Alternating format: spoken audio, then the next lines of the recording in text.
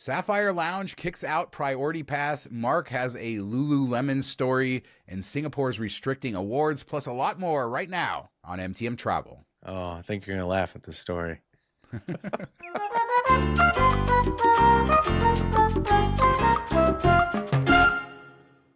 Well, happy Thursday, everyone. We took Tuesday off. Thanks for being patient with us. Needed a day off going to Disneyland, and I did that. And I'll talk a little bit later about just a few things from that trip. But we'll start with your legendary Lululemon story, of which I have no context, other than I think it has to do with gift cards.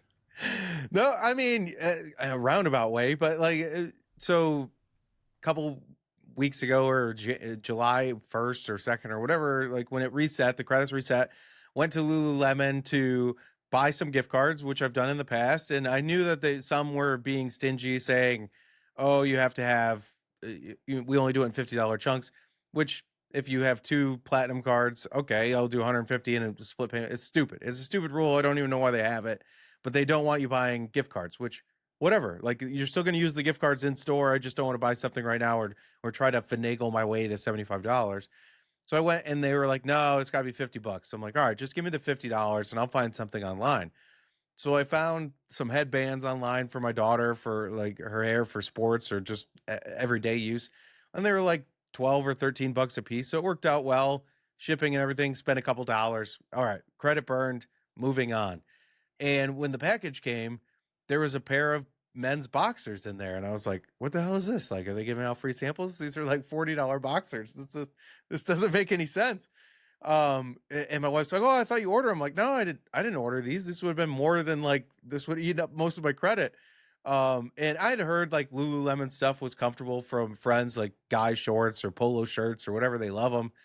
So I was like, all right, they're boxer briefs. They happen to be my size randomly. So I'm like, all right, I'll give them a try. So I'm wearing them. We're out to dinner and I go to the bathroom and, you unzip your fly and you try to do the thing where there's usually like a pocket in the boxer brief. I'm trying not to be too graphic here. I mean, I'm just trying to figure out where this is all going at this point.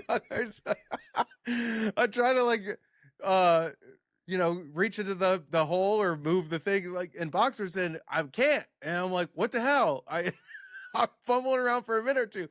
And I'm like, what is going on here? I only had 1 beer at dinner, so I'm not drunk. Like, did I put them on backwards?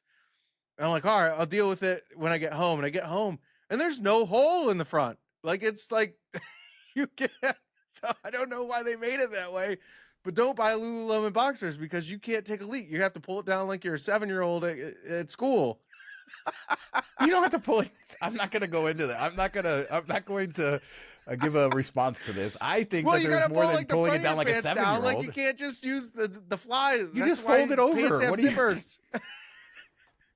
There's zippers for this use. And Lululemon's like, you know what? No, we're going to pretend that you're a Ken doll and you have no parts.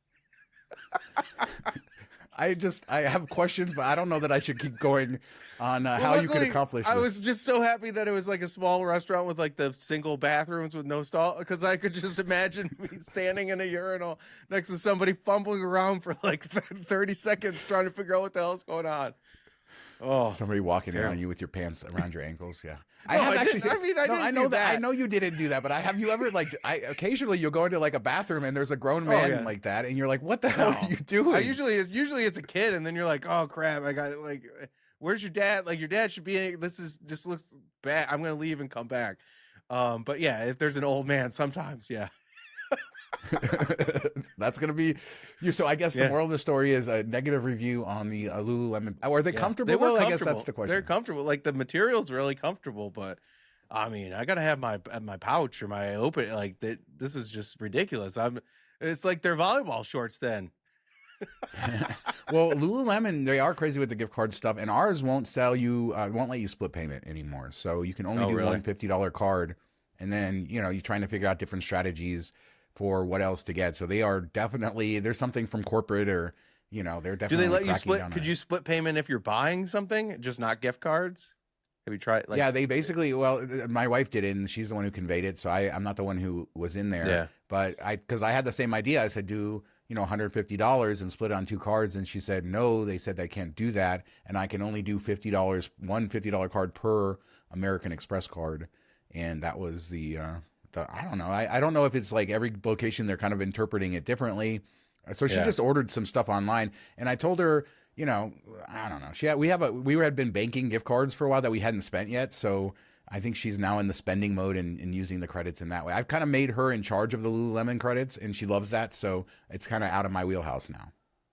Yeah, I'm just so glad we don't have to go to Saks Fifth Avenue anymore. That was annoying, and they always looked at you weird. And oh, you're buying Amex Platinum, okay, but Lululemon like $75 doesn't get you much there. It gets you like a pair of boxers without a pouch and one headband or whatever. So you need to like pair these up so you can buy bigger things. But yeah, we're sitting on a like probably $300 or $400 worth at this point, and send my daughter there every once in a while if she needs something. And she always goes to like the discount or the sales rack and comes back and doesn't spend enough money. And I'm like, no, like I want to get rid of these, but you also want to make them last. So it's like this whole thing. I've been meaning to get a pair of pants there, which are, I mean, insanely expensive, like over $100, like 120, 130, but people swear by them. But I want to go into the store and I got to try them on. I haven't done that. So I got to do that. So I'm saving some of the gift cards for that. But I have a hard time with $140 pants or whatever, especially casual pants. These are not like, They probably don't have a zipper, no fly. Hopefully. It's going to be terrible. Hopefully, yeah. If you get the pants with the boxers, Zipper's you're really $200. Well, yeah, let us know your favorite Lululemon stores. Everybody's going in there getting Lululemon. It's funny the different trends in the miles and point space, though. We all jump on different things and wearing, you know, it's like you'll go to a meetup and now everybody's talking about Lululemon. And there's other things in the past where everybody, you know, like the last meetup, there's a ton of people with Whoop bands, right? Like me. Yeah. And it's like, but we only have it because of the credit card. So it's just funny how these credit cards and this whole hobby drives us in weird directions. Oh yeah, same with like the Dell credit. Like, oh, I got this at Dell. You know, it's just so much of our shopping for my son's entire room is built out of Dell stuff, like video games, computers, monitors, keyboards, all the stuff he has, all the crap he has is Dell. Even I forgot my microphone, so I had to steal his a couple episodes ago, and that was from Dell. And I was like, oh, good thing he's got this podcasting mic that he doesn't really use all that often. Because I couldn't find mine. Yeah, it comes in handy. We recently, our last purchase from Dell was a robotic vacuum mop. So, you know, it's nice that they've expanded their offerings over the years and they've had different things. And I'm not a fan of Dell computers, but yeah, so many things in our houses. And RIP to the good version of the Delta Business Amex credit. But, you know, what is it, 150 a year now? Is that what the total is? Yeah, did you say Delta? I said Delta? Yeah. Oh my God. I'm going to leave that in the show. Why not? Every show today, I'm just saying weird. Incidentals. that suck. Oh my God. Dell. Well, at least it's like the same realm, right? I just went further, you know. Earlier I said the wrong casino name for something on a different show. So we will move on. Let's talk Singapore Airlines, Mark. They're restricting award searches for, you know, it could be a new accounts, also activity. They haven't really said anything publicly what's happening. People without miles are having issues, but some people with miles in their accounts are still having issues searching. So it could be that you need some activity. The most likely reason for this is because they're trying to stop bots and automated searches. You know, they'll sign up for accounts, they'll use that, all these services, however they're scraping the data, whatever it is. It does seem like it's trying to counteract that. Yeah, which, I mean, to a point, it's like, who cares? If you have space and you're letting it out there, then if somebody lets your people know that they can book it, okay, that's the point here, isn't it? To get your flights sold. But it would be one thing. I don't mind them having minimums, or you have to have points in your account to search. Other airlines have done that. It's just like not knowing what that is. And I searched recently and didn't have anything in my account and I was able to, but I did fly them recently, so maybe that's why. Is it something along those lines? But yeah, I'm not going to just transfer miles in and hope there's space, especially with their miles expiring after 36 months regardless. So you have a bad policy on that end, and now you have another bad policy on this end. It's just frustrating. Like, let us know what the terms are, what we need to do to be able to search. And if you're doing this as a way to block new accounts, fine. But go after them if you're trying to stop the scraping when it does happen. There's ways that you could do that and still let us know what we needed to do, and maybe that is coming. But until then, it's just gonna be frustrating for people. Yeah, I mean, they're an interesting airline because when you fly them, the service is great and they're known as like sort of a premium airline experience, but they're very rules based. And I remember years ago, I transferred American Express membership rewards from my wife's account into my account. I think it was Singapore. Somehow that happened. I don't know what happened, but because the names didn't match, they took all the miles, the transfer went through, and then they locked the account. And they said I couldn't use the miles, and then we had to send over all these IDs and stuff like that, and they still wouldn't unlock the account to use the miles. They reversed the transfer back to American Express because of their rules. I talked to a supervisor there, which was fine. Then I just transferred from my account. It was more about being able to use the miles. But yeah, they're a weird company when it comes to rules and operations and all of that sort of stuff. Singapore rules? No way. I mean, if you spit on the sidewalk there, you get like a $10,000 fine. Yes, and don't transfer account into somebody else's name. God forbid, it will be the end of the world. I think I actually had booked a ticket too, and they canceled the ticket, and then something crazy that I had to like go through levels of managers. And I think I've never heard of anybody else successfully getting a membership rewards like Singapore thing reversed. But that was the only, because basically they were telling me, no, you can't. She has to book the ticket for herself. I'm like, she's not going to Singapore.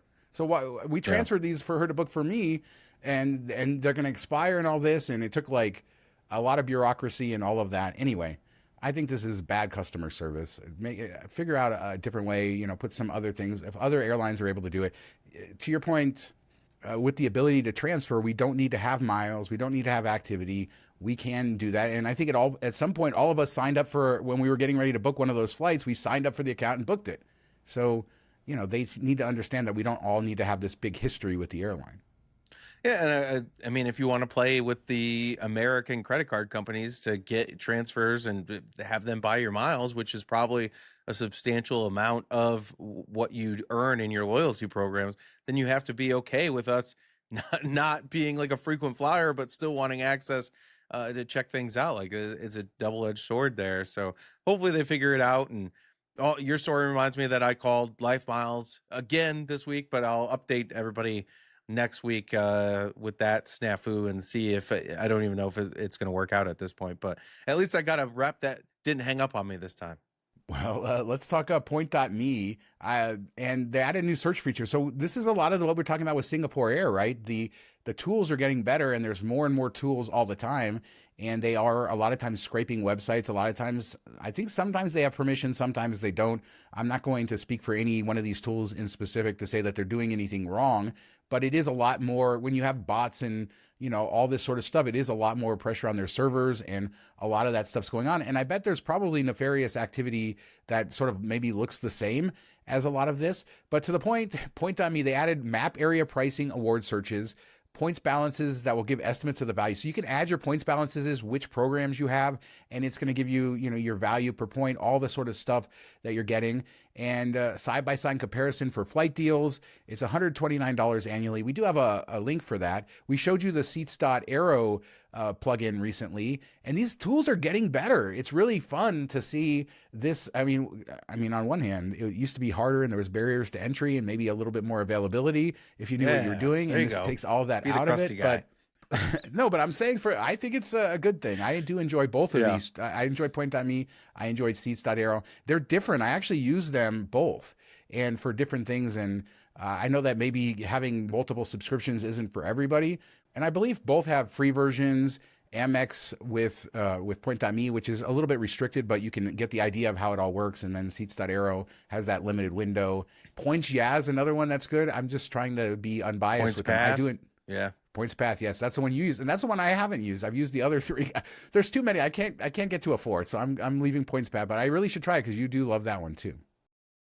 Yeah, and it's helpful. I mean, you pull up Google. It's same the Seats.aero, like the similar type of setup, where you look a flight and then it will tell you. But it's very restrictive. Like at least for the free version, you get just if you're flying Delta, it's just showing you like the Sky Miles price. It doesn't show you partner availability or anything like that. Where points.me, you're searching. And you can. What I like about it is you can search the routes quickly. You can go through different airports and kind of churn through it quicker than you can just on the individual airline sites because you're doing one airline at a time. This is doing multiple airlines at a time. The knock is that they don't catch everything or some stuff they miss. It doesn't show up, and that's true. It happens from time to time. You're never going to be 100% unless you do it yourself, but it gives you a good jump off point or starting point that you can get through things kind of quickly, and then you can fine tune it from there. And that's a good opportunity. If you hate doing searches like I do, then these tools make that a little bit easier, take the burden off. I like earning points. The burning side isn't as entertaining to me. I find it very annoying. I like hotels better because it's just always available and you kind of book it. But this is an option. And Point.me had a sale earlier, which we put up on the site on, I think, Sunday and Monday. So that was like 33% off. So next time that comes around, whenever they do another sale, maybe you want to give it a try then. But yeah, definitely check out the free versions so you're ready for whenever these all have sales every quarter or so. So you can wait and jump on it then, but at least get used to it, see which one works better for your system. I know a lot of people use Seats.aero for their alerts and then Point.me for the searches and things like that. Yeah, and Points, yeah, I've noticed does better with like mixed itineraries, which is not something everybody wants, but maybe if it is something you do want, that's something to do. So I think it's absolutely right to just kind of play around with them, figure them out. And they're all the teams behind these apps are getting better. They're working really hard on it. We do have, I think, links for Seats.aero, Point.me. We'll put them down there, but yeah, try them out, see what works better. And let us know, what is your favorite app for doing this stuff? Are you old school and you're still doing it the old way, going website to website, or which one of these tools do you prefer? I'd love for people to share that for everybody who's watching and listening. Yeah, and then there's the searchers like Thrifty Traveler that just send you alerts, and then you end up booking stuff that you never thought you would because you're like, oh, well, that's a good deal. I'll go there. All right, let's check it out. Yeah, and there's newsletters galore. Straight to the Points is another. There's so many. So Yeah. you could keep going down the rabbit hole there. But share your favorites down below. But I guess I could talk a little bit about my impromptu Disneyland trip. Just took a couple of days off. And You're just jealous Benji was there, aren't you? It was Benji. Did you bring a tank top just in case you ran into him? We got Benji reference into the show. He's going to really enjoy that. Yeah, he went like a month or two ago, right? And then I gave him a hard time. I said, "Why didn't you invite me?" as a joke. And then he randomly showed up last week too. With one of his daughters, and I was like, "Oh my God, you had all this opportunity to invite me." But yeah, my daughter, school is almost back in session, so this was like the last week, and so we took a few days to go down there. Went to Knott's Berry Farm and stuff. Did stay at a couple of Hyatts that I've stayed at before, but I'd like to share them. The Hyatt Regency Long Beach, an old staple that I've stayed at many times before. It's right on the water. I love that area in Long Beach. Have you stayed there at either the Centric or the Hyatt Regency there? No, I always go to Santa Monica. I'm bougie. It's very walkable. There's like the bay with all the whale watching. There's like tons of bars and restaurants right out on the water.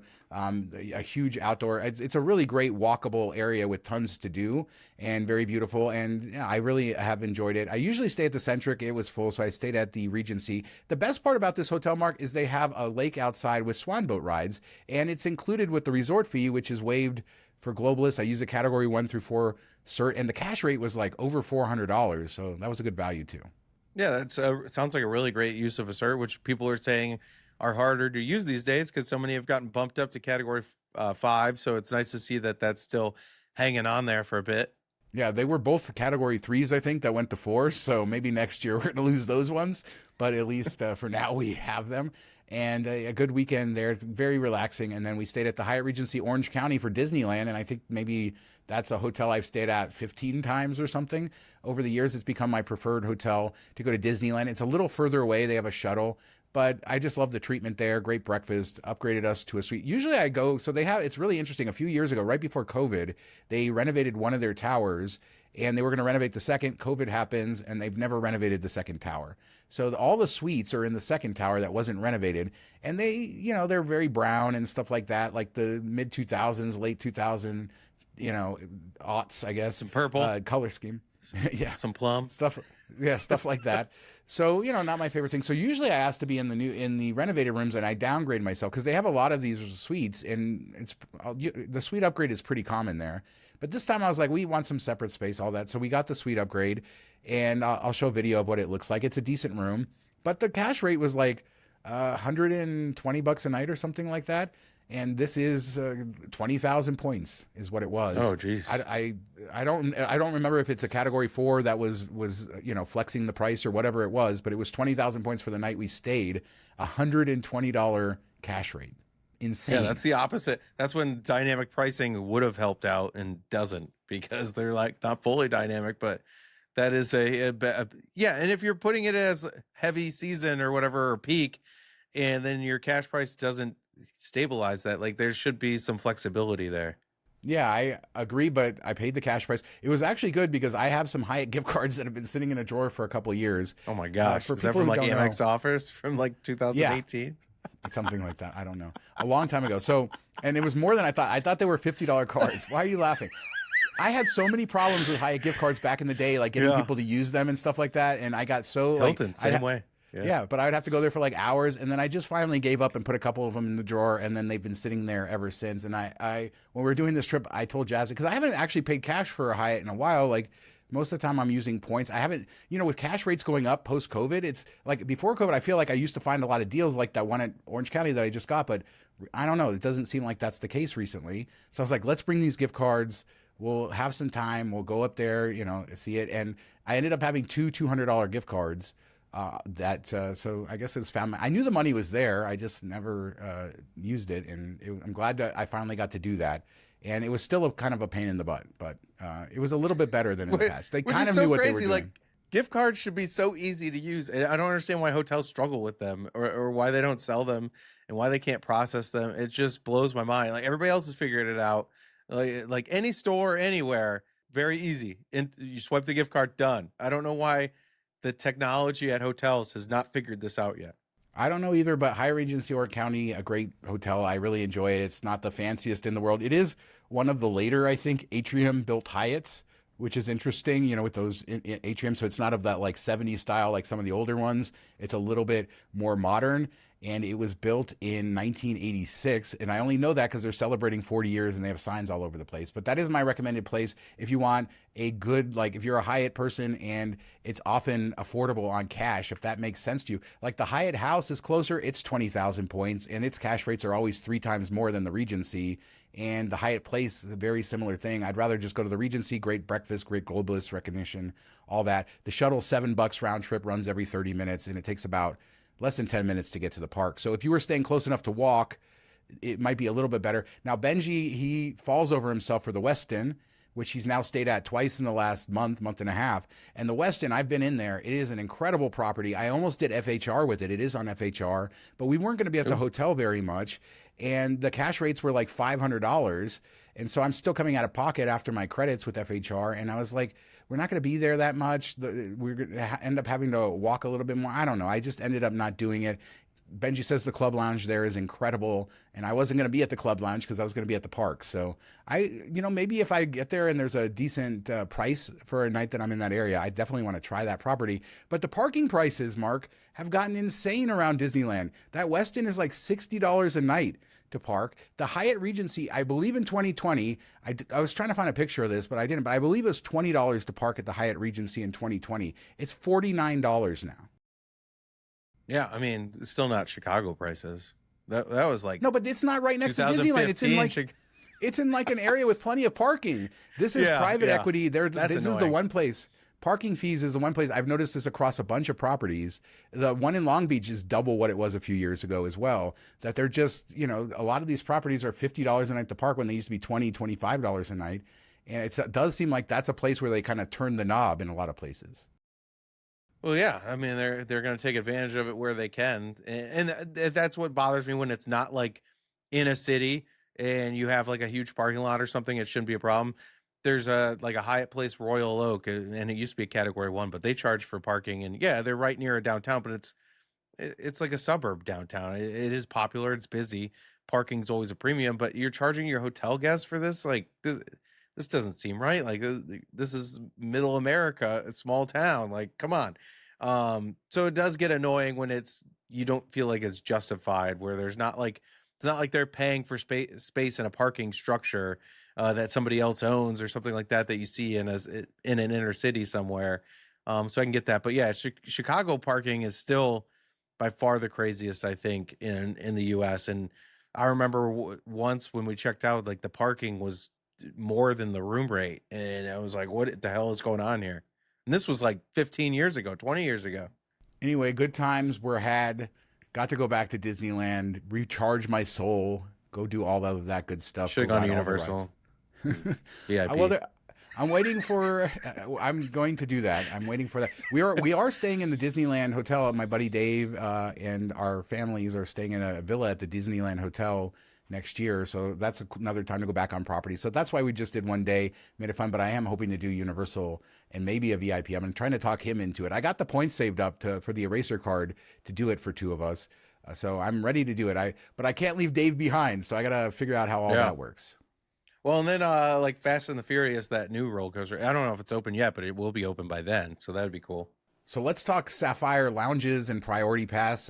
For people who don't know, the Priority Pass would get one free entry to Sapphire Lounges, plus you could pay $75 to get additional entries if you needed them, and that gave you access to the Sapphire Lounges. Well, they are cutting it off, and I think that's because they've been very crowded, and it probably makes a lot of sense to do that. They also had a rule where you could only get into the lounge 3 hours on a connection, so like a 3-hour connection, kind of similar to before a flight.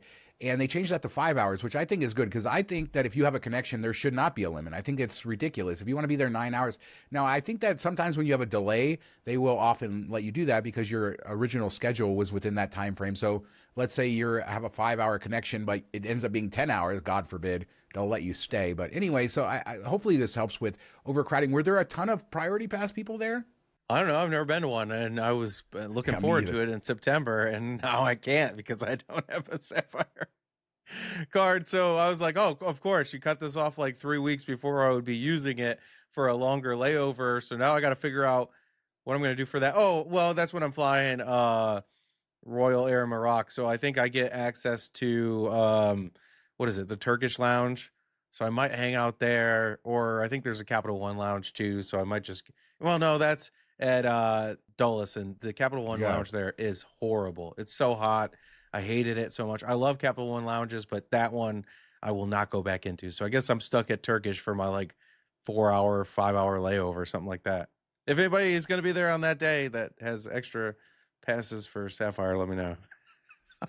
Sorry for Mark's blurry video. He came back. You were blurry during all of that. Your camera wouldn't focus. Stay blurry, bro. Remember that in Vegas? Yeah. Another bad thing that happened, Mark, AA, they're taking away 24-hour last-minute refunds. So the government says that if you book a ticket within the 7 days of departure, that it has to be refundable within 24 hours. That's the government's law. But American Airlines actually was much more generous, and they had the rule of 48 hours. So as long as you book before 48 hours, you could cancel within 24 hours. And now they're basically aligning themselves with the government law, meaning that if you book, within a week of it, then you don't get that cancellation. Most awards should still be cancelable, so that would be better than buying a cash ticket, because this does not apply to awards. Yeah, and that's what's interesting. Like, do you think a lot of people are booking like 6 days out and then canceling within 24 hours? I don't know why that would be like such a case that they need to make these changes, but I had always assumed that there was like a 48-hour rule. I didn't know what the government rule was, so it's interesting to see that is 7 days, and then they're bumping out to that, because I was like, oh, I thought we had a law about this, but now we know that the law, or maybe I'm the only one that didn't know, that the law was 7 days. So I guess you can't really blame them for that. I don't think that this is going to affect too many people. And like you said, miles can get around this, and that's where most people should do speculative bookings anyway if they can. But yeah, if you're looking to cancel within 24 hours, I don't think it's going to be that speculative anyway. Yeah, I agree. So yes, it does. I just wanted to confirm just to make sure I was right on that and I wasn't misremembering that. 24-hour holder cancellation option only if the booking is made at least 168 hours before departure. So that is the law, and so they're aligning. I mean, it's okay, but is it so bad to do something nicer than what the law says you have to do, especially on the award side when people could cancel last minute and all of that? But I guess it's just a reminder that things are much more flexible than they used to be because of the award changes in the last few years. Yeah, and I mean, I'm guessing they're making this change because somebody was abusing, or lots of people were abusing it for whatever reason. I don't know what the option would be there, why they would be doing that, but that goes to show that sometimes they are generous, and then people take advantage, and then they have to be less generous. So a lot of times we are to blame as well. I just don't know that this was that case. It just doesn't make sense to me that why people would be doing that. And let's close with this. I saw a discussion in the Hyatt Globalist Facebook group about tipping for globalists. I guess this is really niche. You have to be a Hyatt globalist, but we're already talking Hyatt on this show, so we'll give it a break on other shows. But it's interesting how across the board, everybody has different experiences. A lot of people say that they put globalist included. Well, let's back up a little bit because a lot of people didn't know in this group that it's in the terms. All you need to do is go to the program terms, search for it, and you can show the hotel right there that it shows that it includes tips. So if you have any issues there, I suggest that that's what you do. Just bring up the terms and show it to them. But a lot of hotels handle it differently. But a lot of times if people add a tip to it, they'll take it off. But sometimes they'll just assume it's an additional tip and they'll charge you for it. So a lot of people like to suggest tipping cash. And then what most people do, and this is what I do too, and it kind of feels douchey if I'm being honest. So I know Mark's going to say it's douchey, but on the tip line, you say globalist included, right? I actually put GLOB.INC. That's what I put. And then if it's exceptional service, I have tipped in cash and I will do that. And I've also added additional tips that have been charged to me on that line when it made sense. And then I know I'm going to get charged for it. And I put additional tip on that so that they charge it. But if you're just a normal breakfast, you don't want the tip, put globalist included on the tip line. They're getting tipped on the back end by the property. I know that for a fact. That is all built into the program. Well, I was going to say, I when I was globalist, I remember just writing in like the 20% and then they would take it off because I didn't know if you had to write it in or if they were just automatically adding it. So I feel like 20% is included. If you go a little bit above, they'll sometimes wipe it off too. But if you go a substantial amount, which has happened before, they'll just charge you like the difference. But you're saying it's probably safer to just put globalist tip included on the line, or maybe just talk to the server and be like, hey, I want to make sure how should I do this since I know you get tipped based on this. Why wouldn't they just put it in there if they know it's going to be globalist? Why wouldn't they just add the 20% and say we already added it for you since you're globalist?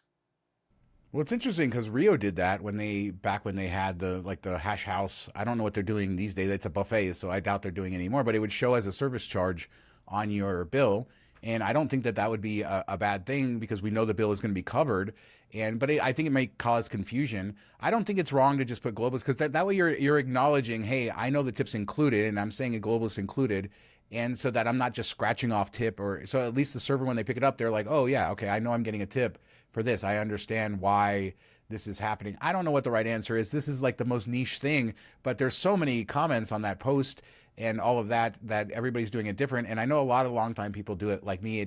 I feel like that has been the easiest thing over the years to just put globalist included and then tip separately if you want to, instead of putting some arbitrary number and hope they take it off. And I do believe, based on my understanding and conversations I've had with Hyatt, that it is just a set amount, like a percentage or whatever. But if you put a number up there, like the 20%, it doesn't mean that's what they're getting. They're going to get whatever they would have gotten anyway.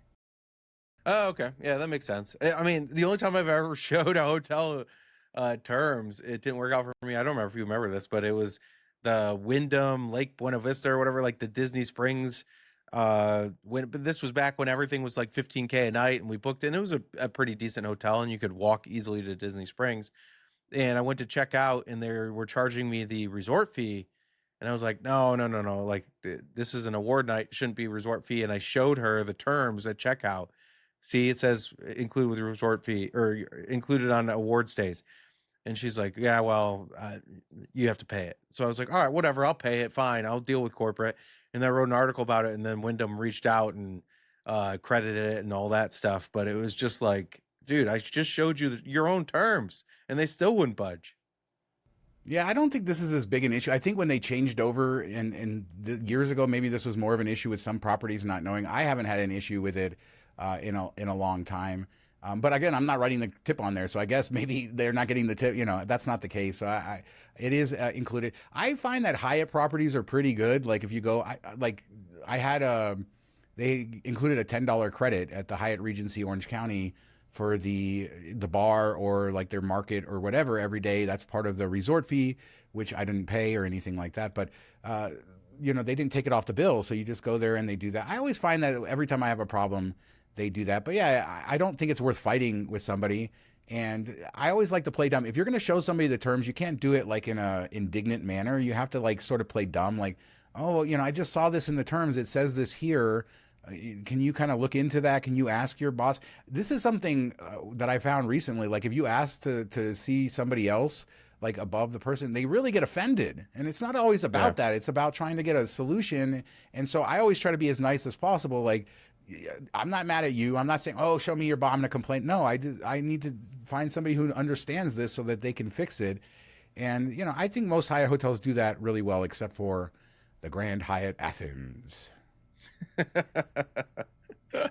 No, that reminds me of a story that we'll have to tell on the Shawn, Joe, and Mark show, or whatever, the Joe show, whatever the hell we call it, the car crash show in Diamond, about one time that I recently I was at a store and I was like, no, I'm not going to be nice about it. Like, you're being insane and you're making up things, and I know you're wrong, and I'm going to push this. And we ended up getting the district manager on the phone, and district manager sided with me. And then I ended up seeing him like later that day, and he was like, he was so apologetic to me. Like, I'm sorry. I'm so, proud of you, or I'm so grateful to you that you didn't like lose your cool and you were okay. Cause I was firm, but I wasn't like rude or anything. I didn't yell.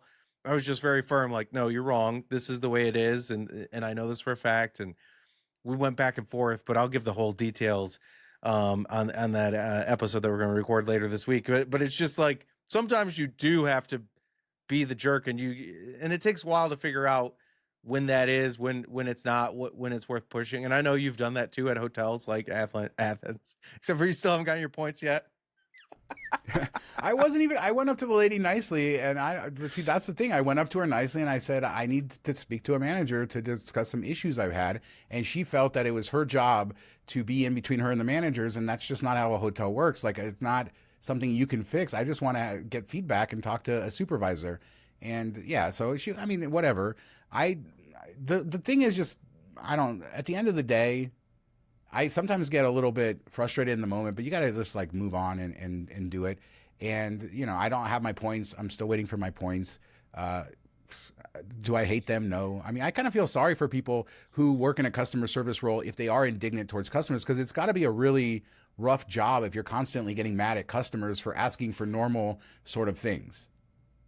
Yeah, I mean, and it kind of builds on itself. Like, maybe you don't start out that way, but enough customers try to screw you over, or are just, have come at you in a certain way that it just builds up your walls, and you have guardrails.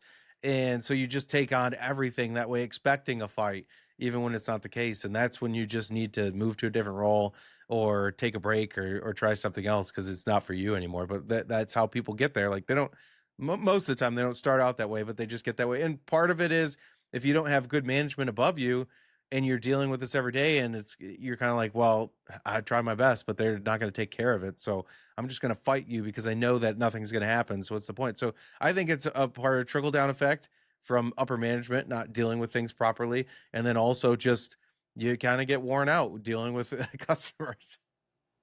Yeah, I mean, it happens, but I have to say, vast majority of my Hyatt stay, I mean, I just stayed in 2 more Hyatts that I've stayed in so many times, hotels that I really enjoy the service over and over and over again. And these are Hyatt Regencies. These are not luxury hotels. I'm not getting luxury service. I love those hotels. They're great. They deliver what they're supposed to do. And I don't know. I mean, so many Hyatts do that, so many other hotels. And it is weird when you have to complain about something, then you forget about the 50 other hotels that you stayed at that I didn't complain, right? And it's like, what's the percentage there? And, it's always hard. But at the end of the day, you have to be able to move on and say, okay, was that $15 tip that they charged me, or that $39 resort fee, is it worth really getting upset here? Or could I walk out the door and it's not going to, even if I still have to pay it and they don't take it off, right? Is it worth all of that? And, I've recently, I don't know if I should say this on the podcast or not, so maybe I'll cut it out. But recently, to diffuse situations I've had with people, because I very much, people seem like they're in a bad mood. I had an issue at Disneyland with somebody that was hitting me with her backpack getting onto the shuttle. Anyway, the way I diffuse situations lately, because I want to get out of them, is I'll say, God bless you. And people do not know how to take God bless you. It's not like bless your heart. Believe me, it's genuinely God bless you. I'm moving on from this situation. I hope you're good. And somebody could be like really rude to you and everything, and they cannot do it after you say God bless you. Should I cut that out? I'd say, Should I cut that out? No, Mark? no. If if I was like really being a jerk, I'd be like, kazoo tight or something. It could, but they're so thrown off. They're not expecting that, right? Yeah. They're not expecting. Oh yeah, because they're that ready being- for a fight. Yeah. Yeah, I'm Everything's a not fight in 2026. Too much crazy crap in the world. I don't need a fight. I don't need, you cut me off on the road. I might scream to myself in the car and say some bad words, but I'm not going to stop to do anything. You can go about your way. None of that nonsense. It's like you don't even know if you can honk anymore because you don't know what that person's where they're going to flip, what they have in the car, what's going to happen. So I don't really honk unless it's like I'll do like a little honk, like, hey, the light turned, just because they're not paying attention or whatever. And if anybody ever does that to me, I don't get offended. I'm like, hey, thanks for the heads up or whatnot. But yeah, the last time I really like honked at somebody or had a thing was I think we talked about on the show in Boston, and the guy like got in front of me and stopped in the middle of the highway, like full on stopped on the off ramp and like freaked out, and then was waiting for me to drive by. And I was like, no, man, I'm going to sit here till you move, because I don't need you ramming into me or whatever you're going to do. So, you just don't know. Yeah, no flipping people off, none of that. Or maybe Yeah, I just did sneak that. one when they're out of visual range. You can sneak one just to make yourself feel better. But I think most, It was it's so funny. bad because I didn't move up 3 feet when there was dead stop traffic. I'm like, Yeah. okay, bro. Like I moved up my 3 feet. Where are you going to go now? Like you're still stuck here. All right. Well, we'll see how it goes. Anyway, let us know what you guys think about anything we talked about today. What a wide range of topics. AA changing the rules, Singapore restricting things, my trip to Disneyland, getting in fights with people. What's the craziest fight that you've ever seen at Walt Disney World, Disneyland? I've seen some doozies with people. I've seen full-on fist fights there back in the day, and certainly parents screaming at each other and all of that. So actually my story is, if I didn't cut it out, is pedestrian. Sapphire Lounges, all of that. Leave a comment. Thanks for watching and listening. Talk to you next time. Have a good weekend, everybody. The captain has turned on the seatbelt light. Please take your seats and fasten